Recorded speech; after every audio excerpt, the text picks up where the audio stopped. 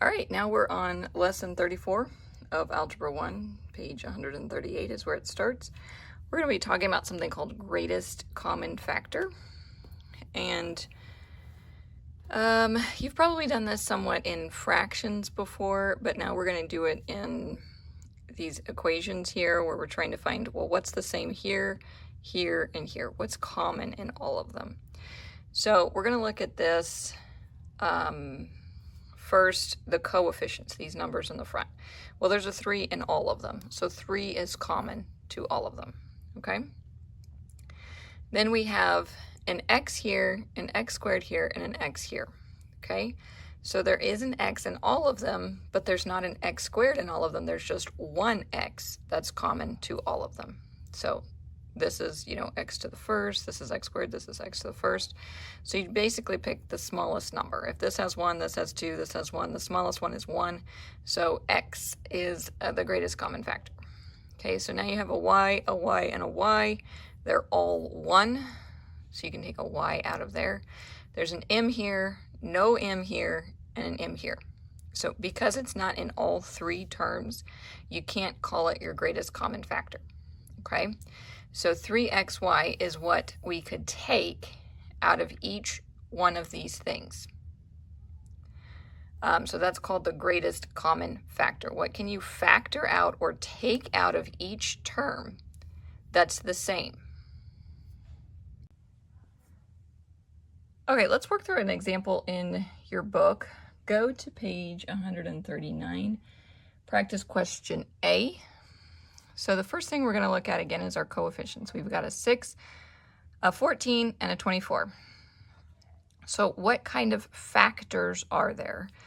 So for example, 1 times 6, 2 times 3, that would be the factors of 6.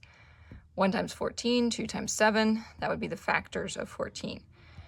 1 times 24, 2 times 12, 3 times 8, 4 times 6, those are the factors of 24. So what number was the same in all of those? Well, the number was 2. So you can factor out a 2 out of all of this, okay? So 2 is a factor of 6, 2 is a factor of 14, and 2 is a factor of 24, okay? Sorry, I should not do that. Okay. Now we have our x's. We have an x squared here, an x here, and an x to the 10th here, okay? So you go for the one that has the smallest value of exponent. So for example, this is x to the first. So you have an x1, x2, x10. The smallest one is x to the first power. So we can take an x out of each one of these, okay? Now we've got y. We've got y cubed, y to the 5th, y to the 6th. So we can take out 3 of them because that's the smallest number. 3, 5, and 6. The cubed is the smallest. Now we have an m here, an m squared, m to the 4th. We've got a 1, a 2, and a 4. M is the smallest exponent value. So m is what we have down here. There's no other terms in here, no other variables. So we can take a 2x y cubed m out of here, and out of here. This is all factors of each of these terms. So that's how you find the greatest common factor of an equation like this. All right, let's walk through another problem. Let's go to practice question B. 5a squared b squared c squared plus 60a cubed b cubed c cubed minus 30a to the 4th b to the 4th c to the 4th.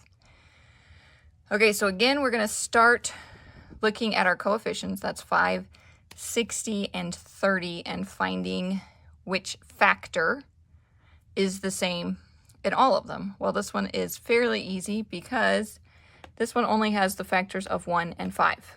Well, we know that 5, you can take 5 times 12, I believe, to get 60, 5 times 6 to get 30.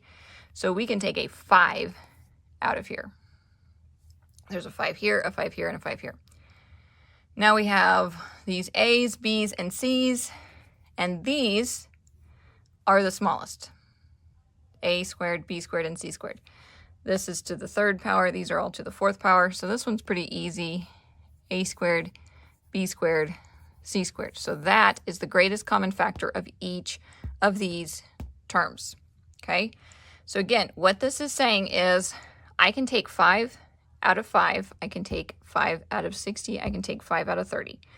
I can take a squared out of this, and this. I can take b squared out of this, and this. And I can take c squared out of this, and this.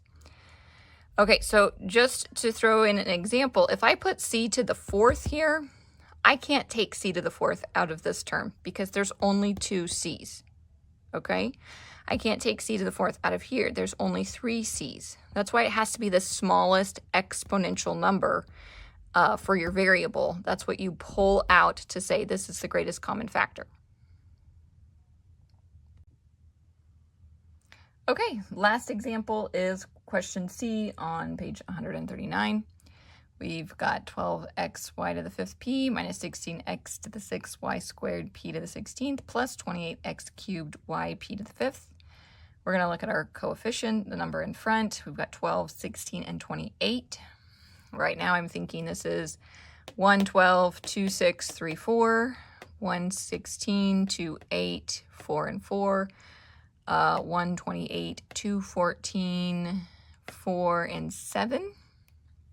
So I believe the greatest one out of all of those would be 4. I can take 4 out of all of those. Okay, now I've got x1, x6, and x3. The smallest one is x. I've got y5, y2, y1, so y is the smallest. p1, p16, and p5. P is the smallest, so this is my greatest common factor of these terms.